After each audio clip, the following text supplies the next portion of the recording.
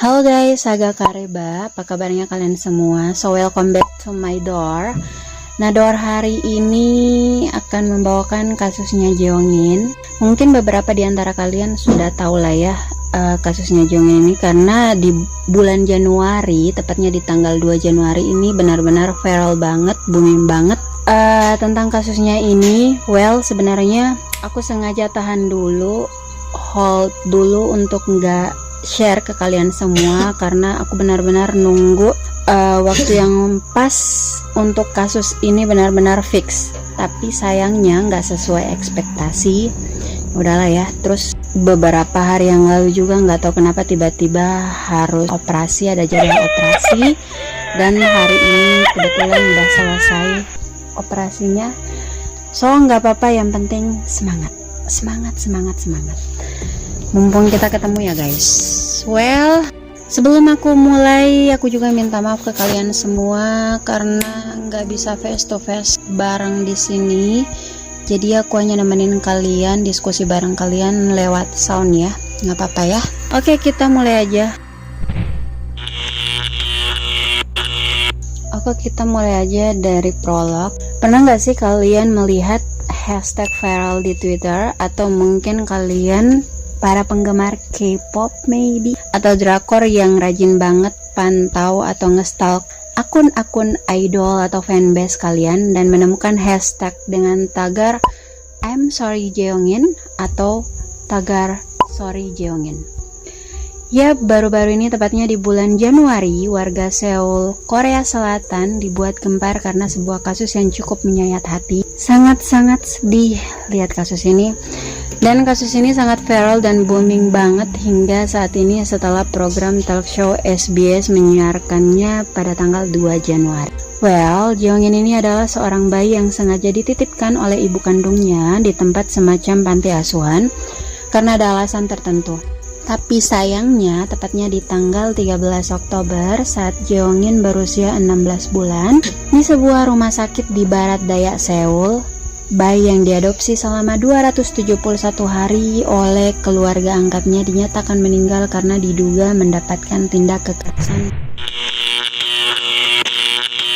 So, pada tahun 2018, pasangan suami istri yang terbilang cukup mapan karirnya ini mendatangi sebuah tempat semacam panti asuhan gitu dan berniat mengadopsi seorang anak meski sudah memiliki seorang putri berusia 4 tahun.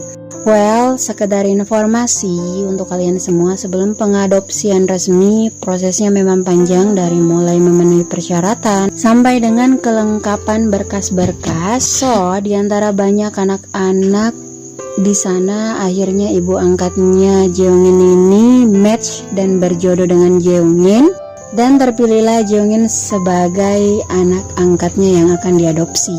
Kenapa harus seperti itu? Karena setiap adoptor itu selain tes psikologi, kesehatan mental dan lain-lain, memang harus dites kecocokan mereka, apa sifatnya mereka sama, at least biologis mereka adalah sama lah ya. Dan akhirnya terpilihlah Jeongin ini. Selama proses berlangsung, keluarga angkat Jeongin sering mengunjunginya, bahkan ada tahap di mana masa praadopsi harus dilakukan. Jadi mereka akan dipantau terus perkembangan pengadopsian mereka. So, tepatnya di bulan Januari saat Jeongin ini berumur 7 bulan dengan berat 9 kilo resmi diadopsi dan menjadi anggota keluarga sah mereka. Bahkan sempat sharing di sebuah program TV untuk mempromosikan program adopsi. Sebelum kita pindah ke tahap berikutnya guys, aku mau menginformasikan dulu kalau di Korea jika ada terjadi kasus seperti ini, kasus apapun itu, di Korea selalu wajib ditutupi mukanya di media. Maksudnya tersangkanya ditutupi mukanya di media. Bahkan identitasnya itu disamarkan. Nggak tahu deh hukum di sana bagaimana, tapi kewajibannya seperti itu.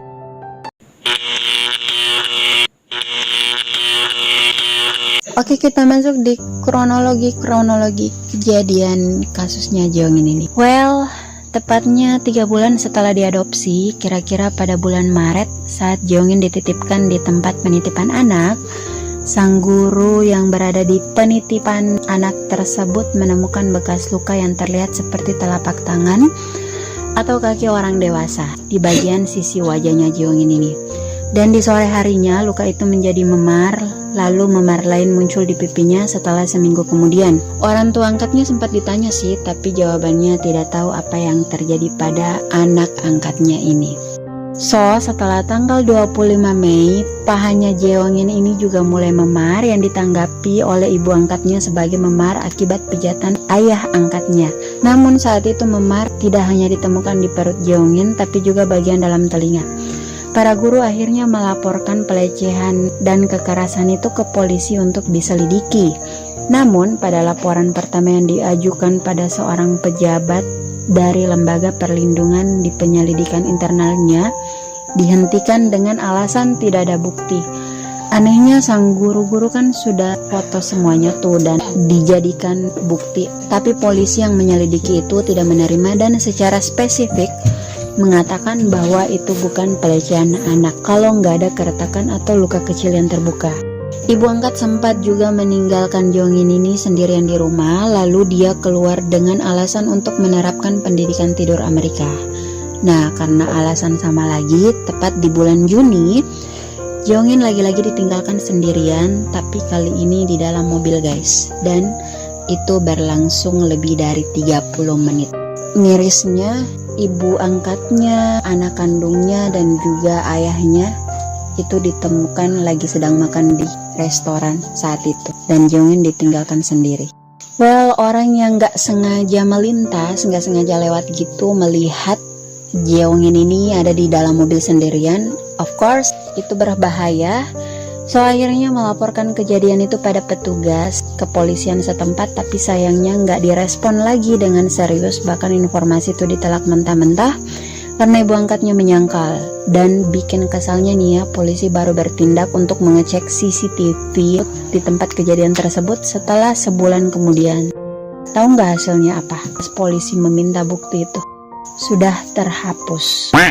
So, tepatnya di bulan September, Jeongin kembali dititipkan di tempat penitipan anak. Perubahan pada tubuhnya saat itu sangat mengejutkan dalam kondisi buruk dan berat badan menurun. Nah, akhirnya para guru langsung membawa Jeongin ini ke rumah sakit dan fakta baru terkuak lagi. Dokter menemukan luka sobek di mulutnya. Akhirnya, dokter melaporkan itu, memberitahu polisi dengan tegas untuk dipisahkan dari keluarga angkatnya. Bahkan saat itu para guru di pusat penitipan anak ngotot banget, bersikeras untuk memisahkan Jeongin ini sama keluarga angkatnya. Tapi sayangnya nggak ditanggapi serius, nggak direspon sama sekali oleh polisi. Dan pada saat itu Lembaga Perlindungan Anak turun tangan dan menerima laporan tersebut, kemudian membawa Jeongin bersama ayah angkatnya ini ke dokter lain, dan ternyata benar. Jeongin menderita stomatitis atau kondisi yang disebabkan pembengkakan yang sangat menyakitkan hingga luka di dalam mulutnya guys. Dan lagi-lagi laporan ketiga ini tidak ditanggapi dengan serius oleh pihak kepolisian, dan sayangnya Jeongin hanya dibawa kembali pulang ke rumahnya. Dan karena laporan tersebut inilah dan tuduhan ini, orang tua angkatnya Jeongin ini agak sensitif, mungkin ngambek dan marah banget hingga anaknya Jeongin ini tidak pernah dititipkan lagi untuk beberapa bulan setelah ini. Well, memasuki bulan ke-10, tepatnya di bulan Oktober, akhirnya Jeongin kembali lagi dititipkan oleh ibunya ke pusat penitipan anak, dan para guru lagi-lagi menemukan kekerasan di dalam dirinya. Ada luka di sekitar telinga Jeongin dan itu terlihat memar hingga di bagian belakang telinga. Dan itu diduga bekas jeweran. Kan biasanya tuh ya kalau ibu-ibu kesal atau marah suka tarik telinga tuh. Nah, akhirnya para guru lagi-lagi foto luka tersebut sebagai bukti. Tidak hanya itu, Jeongin juga mengalami memar atau luka di bagian wajahnya dan tepat di bagian atas tubuhnya. Ketika ditanya masalah itu, lagi-lagi ibu angkatnya hanya menyangkal itu dan mengatakan itu hanya pengaruh atopi anak, atau yang biasa kita kenal kondisi yang biasa terjadi pada anak kecil dengan ruam-ruam biasa atau alergi. Bahkan menyebutnya bahwa itu bercak Mongolia atau sebagai perubahan regenerasi kulit. Jeongin yang sudah lama tidak ke taman tiba-tiba pergi ke pusat penitipan anak sehari sebelum kematiannya, tepatnya di tanggal 12 Oktober. Kondisi Jeongin saat itu sangat-sangat buruk, sangat parah, hingga para guru sempat merawatnya sepanjang hari itu. Dari mulai mengukur suhu tubuhnya, tapi anehnya saat itu tubuhnya tidak menunjukkan gejala demam, hanya gejala abnormal saat itu. Jeongin hanya terkulai lemas saat itu sambil memeluk salah satu guru yang merawatnya. Gurunya sempat menggulung baju Jeongin dan terkejut melihat perut yang cembung. Bahkan saat gurunya mencoba memberikan makan, Jeongin menolak itu. Setelah beberapa saat, dia hanya minum seteguk susu. Yap, ini adalah CCTV pusat penitipan anak yang terungkap saat itu sebagai hasil konfirmasi kondisi Jeongin. Ketika seorang bayi berusia 16 bulan sedang sekarat menahan rasa sakitnya. CCTV ini terlihat dia diam, gak bicara, bahkan gak bergerak sedikit pun guys. Dia bahkan tidak menangis, hanya terkulai tanpa kekuatan. Pernah gak sih kalian saat merasa sakit di dalam tubuh kalian bawaannya pengen diam aja, gak mau gerak, hanya diam? Tapi percaya deh, Jeongin lebih besar rasa sakitnya, bahkan tanpa emosional yang seharusnya terjadi, menangis atau apalah. Yang dia lakukan hanya duduk sendirian tanpa ekspresi apapun, tanpa bergerak sedikit pun, tanpa kekuatan. Kalian bisa bayangin rasa sakitnya gimana? Well, ibu angkatnya sempat mampir sebentar ke pusat penitipan anak itu dan bikin kesalnya, gue pengen tonjok deh dia. Dia hanya mengintip di pintu masuk aja, lalu setelah itu pulang, yang sama sekali nggak peduli dengan kondisi Jeongin.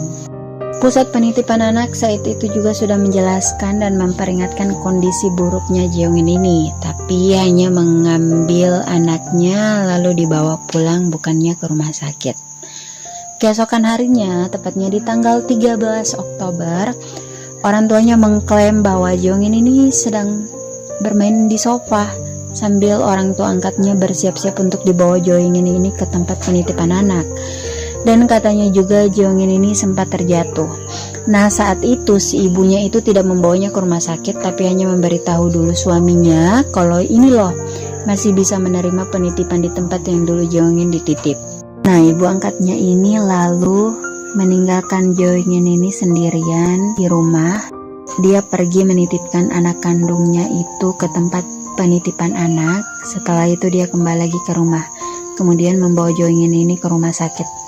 Si ibu angkat Jeongin ini bahkan ke rumah sakit hanya menggunakan taksi, bukan ambulans.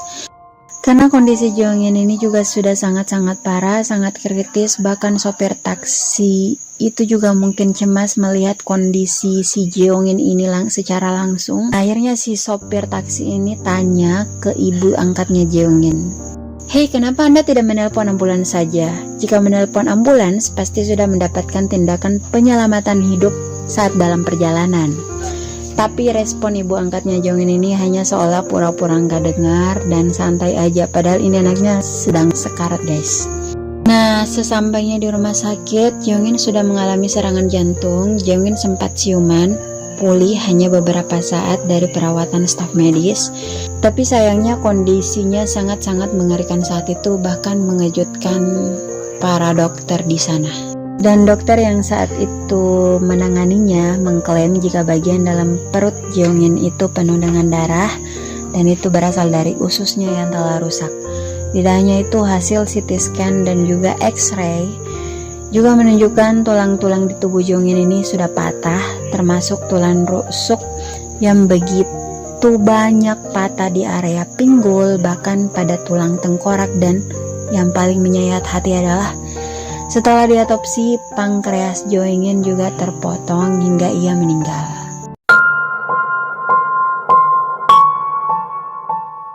Oke, kita masuk pada fakta-fakta apa saja yang sebenarnya terjadi pada bayi mungil bernama Jongin ini.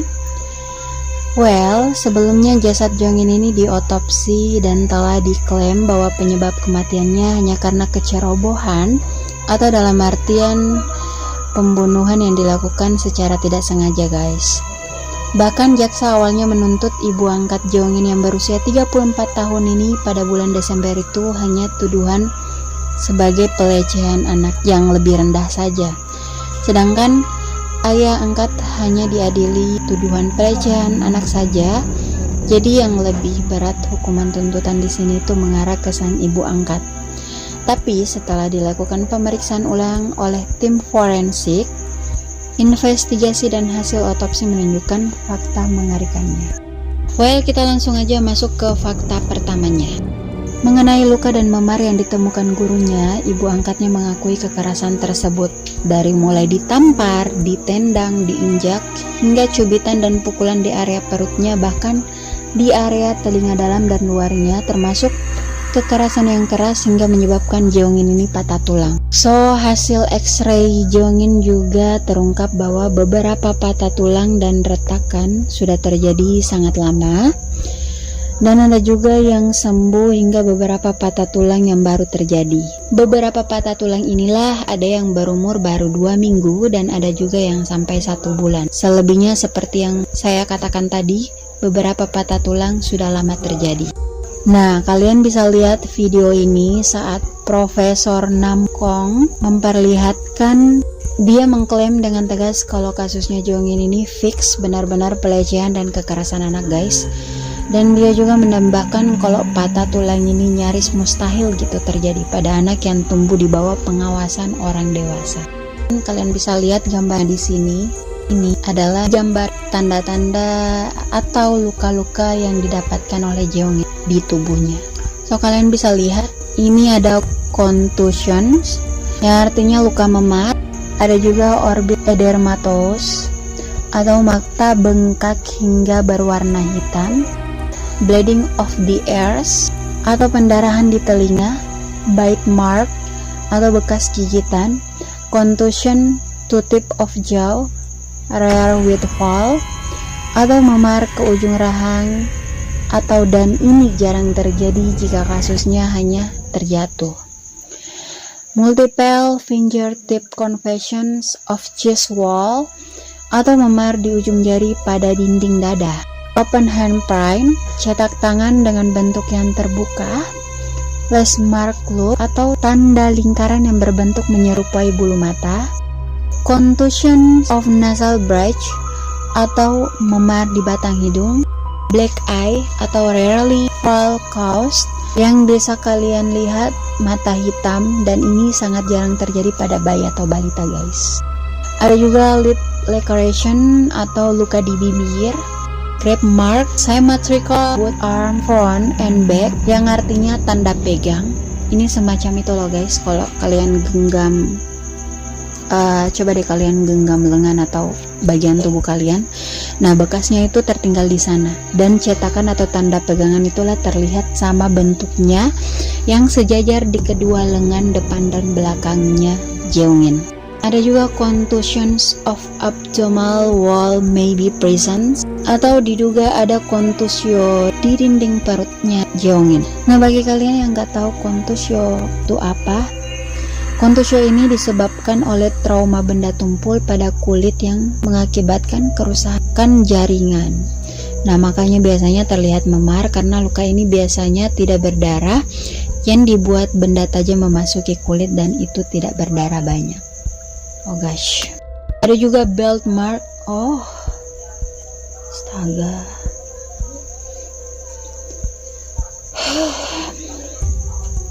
Pasien ini benar-benar berat gak sih? Oke, ada belt mark atau center maybe blemished edge outlined by contusion. Well, ini adalah ada tanda sabuk atau yang biasa kalian lihat atau kalian dengar adalah ikat pinggang. Nah, ini berada di bagian tengah tapi mungkin sudah memucat dan tepi yang bergaris itulah yang menjadi memar. Berarti ada kemungkinan kalau memang fakta ini benar, ada kemungkinan Jeongin juga sempat dicambuk pakai ikat pinggang. Gosh, anak sekecil itu. Oke, yang terakhir ada contusion over zygomatic arch atau common fall yang memar di atas lengkungan otot, ekspresi wajah atau tulang pipi, dan ini sering terjadi pada musim gugur. Kenapa musim gugur? Karena biasanya para ibu-ibu sangat bekerja keras dan sibuk mengurus rumah hingga sensitif. Maksudnya di sini guys, di negara sana biasanya kalau musim gugur itu mereka pada sibuk banget. Entah itu tuh ngurusin rumah tangga lah, ngurusin anak lah, ngurusin inilah itulah. Nah saat itu benar-benar temperamen mereka itu, emosional mereka tuh gak stabil. Dan saat itu juga kalau anak-anaknya pada rewel, gak bisa diatur, ya jadinya gitu. Well, kita masuk ke fakta kedua. Pada laporan ketiga kan dokter anak sempat melaporkan kekerasan pada Jeongin ini karena menemukan mulut Jeongin yang sudah sobek. Nah ternyata fakta penyebabnya karena sang ibu angkatnya ini selalu memberinya makan yang masih panas tanpa didinginkan terlebih dahulu, dengan menyuapinya secara kasar, bahkan memaksanya. Jadi kalian bisa bayangkan mulut mungilnya itu dengan lidahnya terbakar dan dipaksa memakannya yang masih panas. Terlebih makanan itu bubur makanan bayi guys, dan ibunya ini selalu memberikan bubur bayi pada Jeongin sampai Jeongin ini meninggal. Padahal usianya saat itu sebenarnya sudah bisa ya mengkonsumsi makanan yang bukan makanan bayi lagi. Dan ini sudah diklaim oleh kenalannya yang sering melihatnya, termasuk ibu angkatnya melempar Jeongin ini seperti paket tanpa perasaan. Oh gosh. Oke, kita masuk di fakta ketiga. Ini salah satu bukti lagi, bukti rekaman CCTV yang diambil di lift saat mereka berada di lift. Nah di CCTV ini kalian bisa lihat ibu angkatnya Jeongin ini sengaja mendorong kereta bayi Jeongin ini dengan santainya saat memasuki lift dengan putri kandungnya. Bahkan tanpa perasaan sedikit pun, gak khawatir kalau yang ia lakukan itu membahayakan Jeongin guys. Nah coba kalian perhatikan baik-baik. Saking ketakutannya Jeongin ini yang jatuh di atas kereta, dia pegangan erat di depan keretanya dengan posisi tubuh yang condong ke depan atau membungkuk, dan saat mereka keluar dari lift dengan kasarnya menarik kereta bayi Jeongin keluar hingga terjungkal setengah ke belakang. Astaga. Oh ya, aku sampai lupa. Saat kematiannya Jeongin ini guys, polisi tuh sempat investigasi untuk lebih mendalami lagi kasusnya Jeongin ini. Jadi dia sempat menginterview, mewawancarai keluarganya ibu Jeongin ini. Jadi dari mulai mereka pergi ke rumahnya ibu angkatnya Jeongin sampai dengan ke rumah keluarganya ibu Jeongin, dalam artian neneknya lah ya. Dan di sana polisi sempat nanya soal kasus ini, kejadian ini kok kenapa bisa terjadi, apakah dia tahu. Dan mirisnya neneknya Jeongin ini tahu guys tentang kejadian tersebut, yang anaknya sering melakukan hal tersebut. Ibunya sempat nasehatin. Aku sebenarnya lupa sih ibunya sempat berteriak pas ibunya kali ya, neneknya Jeongin atau ibu angkatnya Jeongin kali ya, yang sempat teriak histeris pas polisi datang. Tapi saat diwawancarai,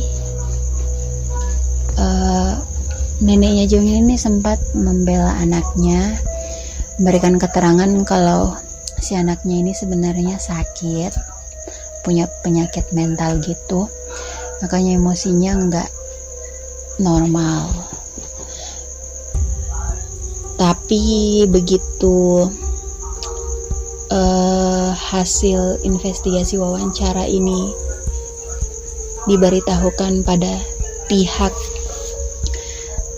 panti asuhan dan pihak-pihak tertentu yang mengurus proses adopsi ini, mereka dengan tegas menepis.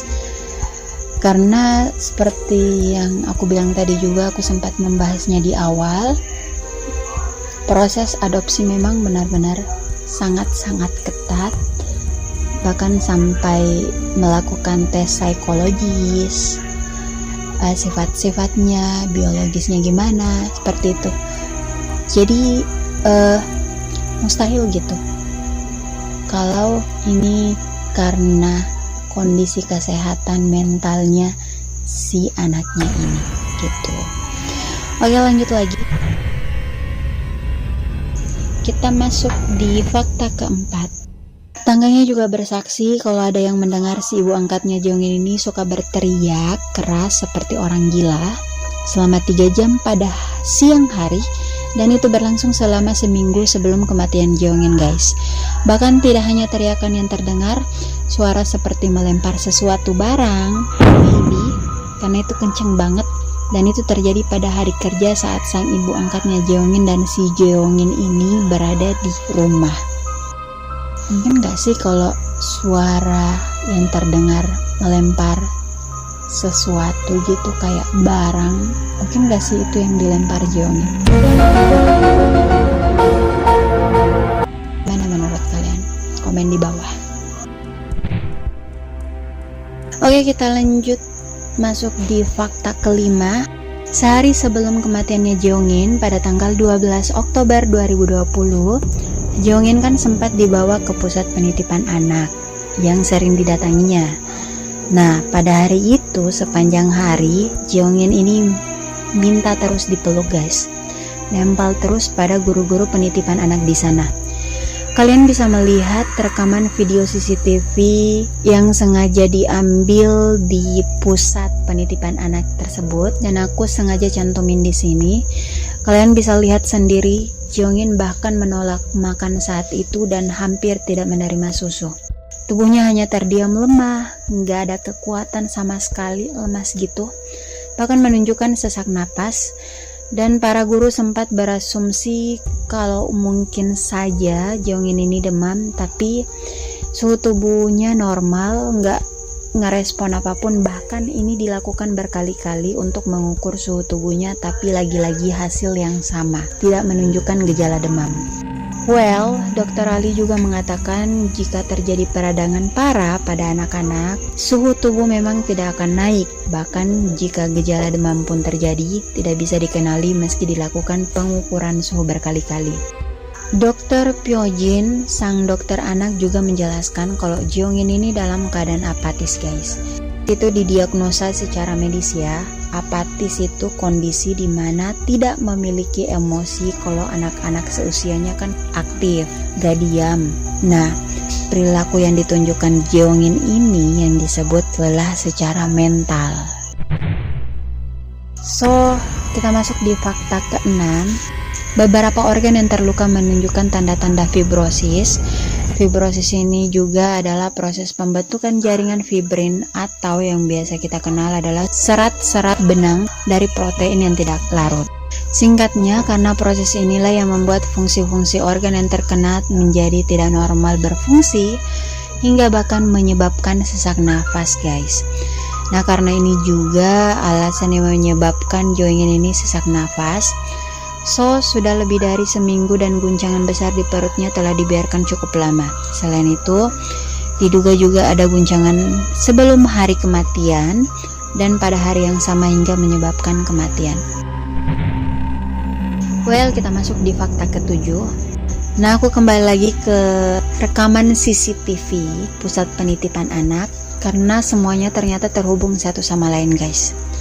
Mengenai perut Jeongin, di CCTV sang guru ini sangat cemas dengan kondisi Jeongin dan mengamati tubuhnya Jeongin untuk menemukan luka baru.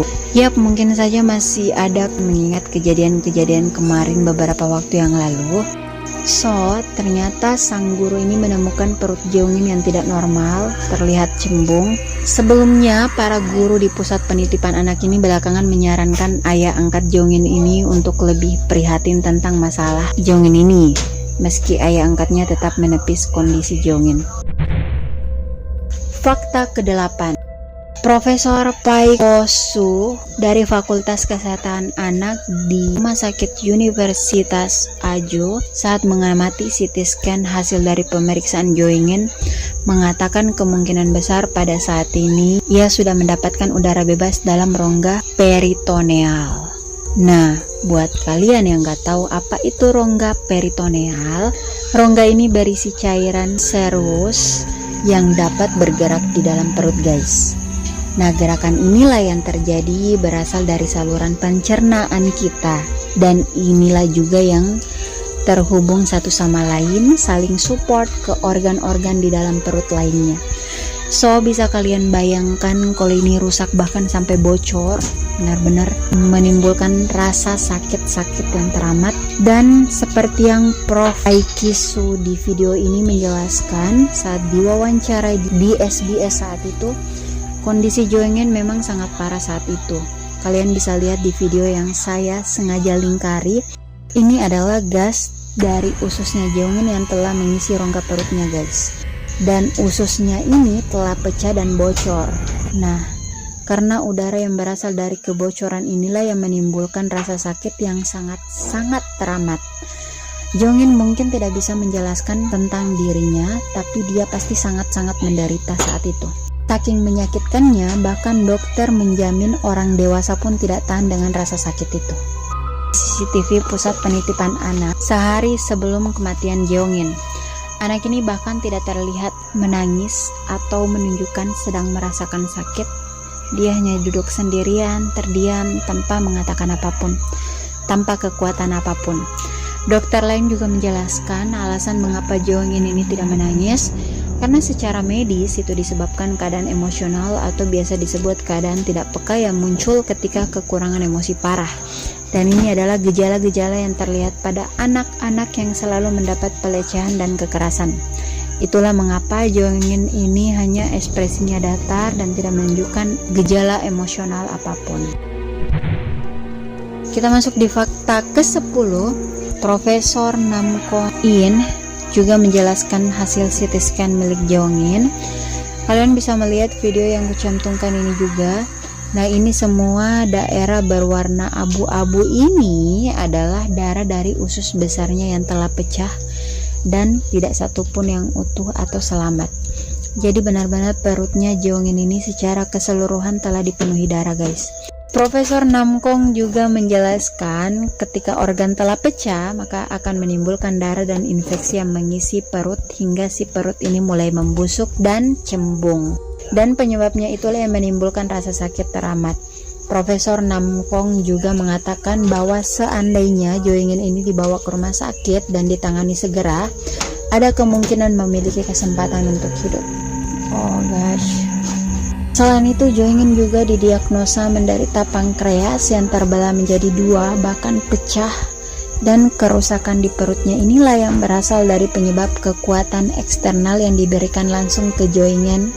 Di SBS juga mengungkapkan kekuatan eksternal ini dimaksud dalam kekuatan dengan berat 3.800 hingga 4.200 Newton untuk bisa mendapatkan kerusakan parah di perut sampai pankreas ini bisa terbelah dan pecah. Well, untuk mengetahui dengan tepat berapa banyak kekuatan agar mencapai 3.800 sampai 4.200 Newton, akhirnya pihak SBS ini melakukan percobaan dengan boneka bayi dan staf wanita yang tinggi dan berat badannya sama dengan ibu angkatnya Jeongin. Awalnya si wanita mencoba menjatuhkan boneka mannequin itu dari tingginya, seperti yang ibu angkatnya itu jelaskan pada polisi ketika ditanya tentang luka memar dan patah tulang di tubuhnya Jeongin. Dan ternyata hanya menyebabkan kekuatan 720 hingga 1433 Newton saja, yang sangat jauh dari perkiraan.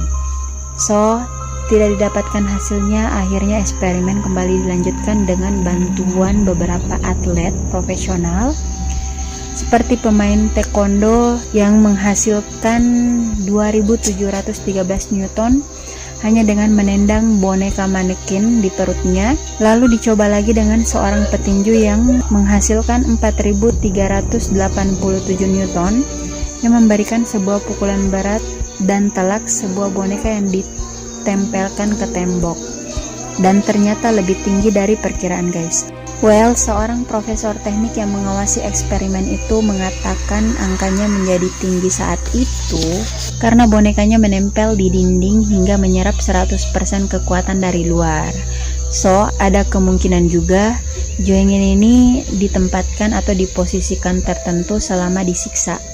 Dan setelah dievaluasi lagi oleh hasil eksperimen sebelum-sebelumnya, para staf wanita kemudian mencoba tindakan kekerasan lain yang hampir sama dengan pemukulan di tembok, dari mulai boneka yang diletakkan ke lantai dan diinjak yang menghasilkan kekuatan hanya 1778 Newton, hingga cara ketika sang wanita berdiri di atas boneka tersebut dan hasil yang didapatkan hanya 1927 Newton.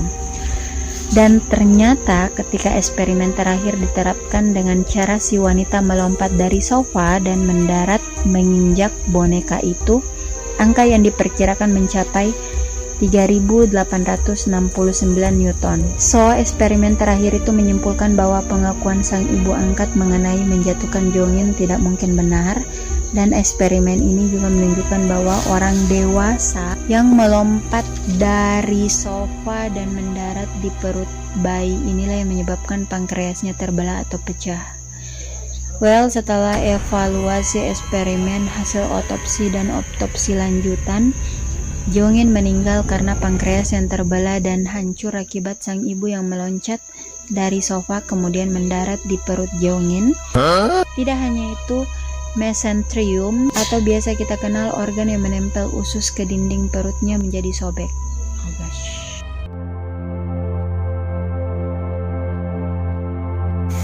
Sebenarnya ini udah panjang banget sih, tapi udah kita lanjut aja. Fakta-fakta yang telah diungkapkan dalam tayangan di SBS ini setelah kematian Joengin benar-benar menggegerkan warga Korea karena kasus ini sangat memicu kemarahan sejak awal Januari hingga memicu kampanye online yang mengungkapkan penyesalan atas kematian Joengin dan seruan publik agar keluarga angkatnya dan ketiga petugas polisi yang sempat mendapat laporan kekerasan Joengin ini dijatuhi hukuman berat.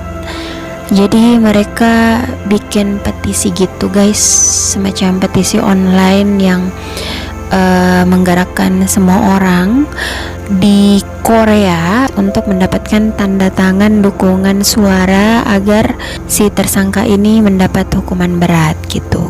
Karena kan sebelumnya juga polisi sempat memutuskan bahwa perilaku orang tua angkat tidak disengaja dan hanya memberikan hukuman mati pelecehan anak saja. Maksudnya di sini hanya memberikan hukuman rendah atau enggak berat. Katanya di Korea kalau polisi mengalami kasus seperti itu enggak diadili juga, paling beratnya hanya dicopot jabatannya. Ya udah, nggak dipenjarakan gitu aja. Makanya semua warga Korea benar-benar geram mati-matian untuk melakukan petisi online untuk dapat dukungan tanda tangan dari semua warga Korea biar pengadilan nanti memberikan hukuman yang sepantasnya, seberat-beratnya kalau perlu.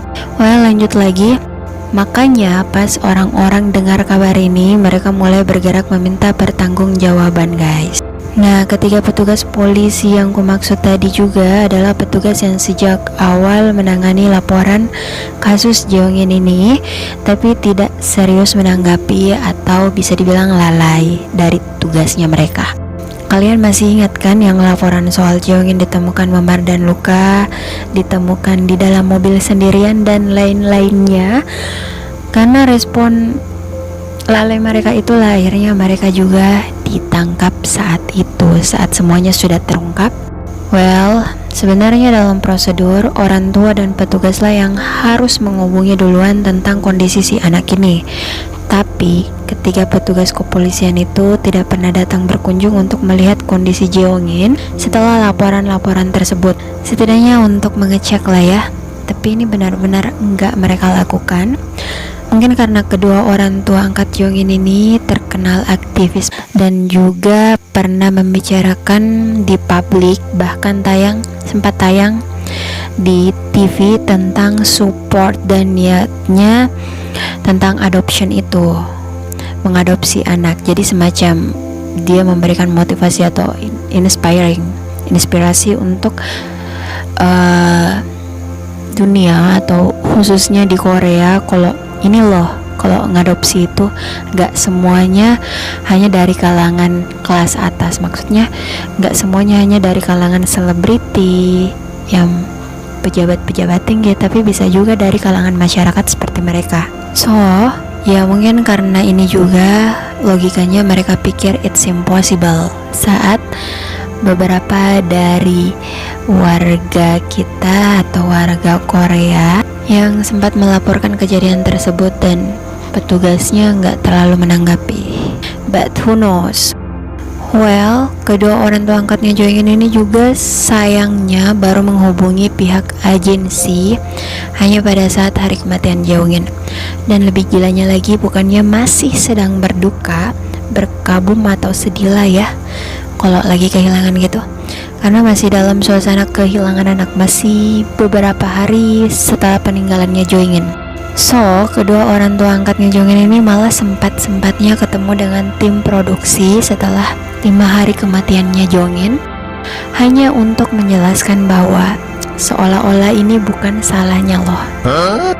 Dan mereka menjelaskan kalau sejak awal itu bukan mereka yang salah, hanya karena si Jeongin ini yang emang kulitnya berubah warna atau semacam Mongolia, tapi disalahartikan itu memar.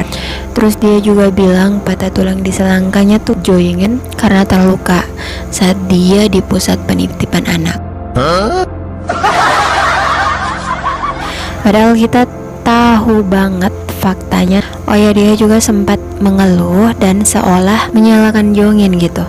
Dia bilang ya mungkin karena Jeongin lagi sensitifnya, lagi rewel-rewelnya, lagi ngeselinnya, makanya istri aku tuh jadi kesusahan gitu. Jadi wajar dong, normal kalau seorang ibu seperti itu.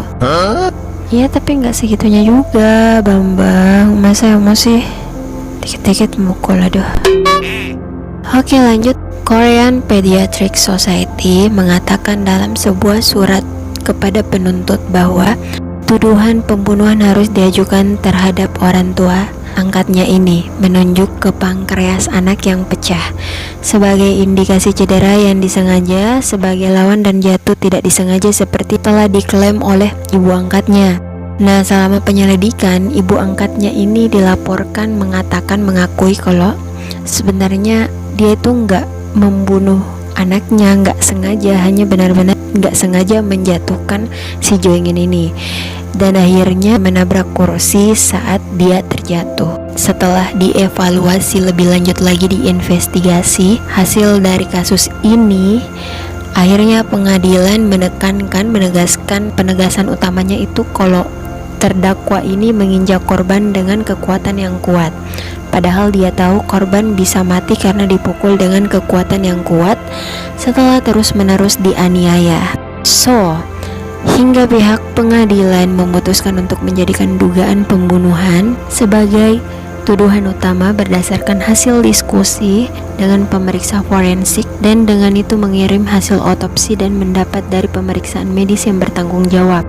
Ibu angkatnya Jeongin ini bahkan mengaku tidak bersalah atas pembunuhan dan tuduhan pelecehan anak yang fatal, dengan pengacara pembela mengatakan jika terdakwa tidak sengaja menyebabkan kematian si korban ini, si Jeongin, dan tidak menggunakan kekuatan yang cukup kuat hingga bisa merusak organ-organ korban. Nah, pada pernyataan awal kan sang ibu angkat secara konsisten menyatakan bahwa dia tidak mengetahui bagaimana luka yang dialami si anaknya ini. Dia mengaku hanya mengguncang tubuhnya Jeongin saat anak itu tidak mendengarkan. Namun terjatuh dan terbentur kursi dan mengatakan tidak sengaja, dan kedua orang tua itu mengatakan mereka tidak tahu kebenaran tentang saat hari kematian Jeongin dan fakta penganiayaan. Well, setelah persidangan yang begitu panjang kali lebar, akhirnya pembela mengakui beberapa tindakan kasar dari pihak si ibu angkat ini, dan juga tentang tindakan yang mungkin menyebabkan patah tulang pada tulang selangka dan tulang rusuk Jeongin. Tapi menyangkal jika harus bertanggung jawab atas mematahkan tengkorak dan tulang pinggul Jeongin. Bukannya tadi dia juga menyangkal, malah menyalahkan si guru-guru di pusat penitipan anak kan, yang patah tulang di selangkanya. Benar-benar lagi berusaha memutarbalikkan fakta ya. Oke, lanjut. Well, kerumunan akhirnya berkumpul di pengadilan distrik selatan Seoul pada hari Rabu pagi untuk menyerukan tuduhan pembunuhan dan hukuman mati bagi terdakwa. Lebih dari 800 orang telah mengajukan permohonan untuk melihat persidangan, tapi sayangnya hanya 11 anggota masyarakat saja yang diizinkan berada di ruang sidang karena khawatir tentang COVID-19, berhubung masih masa-masa COVID kan. So 40 orang tambahan diizinkan lagi untuk melihat persidangan, tapi hanya dari ruangan lain di gedung pengadilan melalui televisi. Dan sebelum persidangan berikutnya yang dijadwalkan pada 17 Februari, jaksa penuntut meminta izin pengadilan untuk memanggil 17 orang sebagai saksi, termasuk pemeriksa medis yang telah melakukan otopsi terhadap Jeongin dan juga dalam daftar tetangga ibu angkat yang menurut polisi ini tidak sengaja mendengar apa yang terjadi pada malam kematian si Jeongin ini. Well, seperti yang aku bilang saat di opening tadi, kalau aku sengaja tunda-tunda video ini untuk nggak tayang bukan karena lagi sibuk-sibuknya atau apa, tapi emang aku lagi nungguin benar-benar kasus ini komplit gitu. Karena bukan hanya kalian, tapi aku juga penasaran banget endingnya gimana. Maksudnya apa si Jeongin kita ini dapat keadilan atau enggak. Dan ternyata nggak sesuai ekspektasi guys. Aku udah searching di list-list aku yang benar-benar terpercaya, tapi masih nggak dapat kabar tentang kasus ini lagi. Jadi well ya udah, mau nggak mau kita harus upload sampai di sini aja.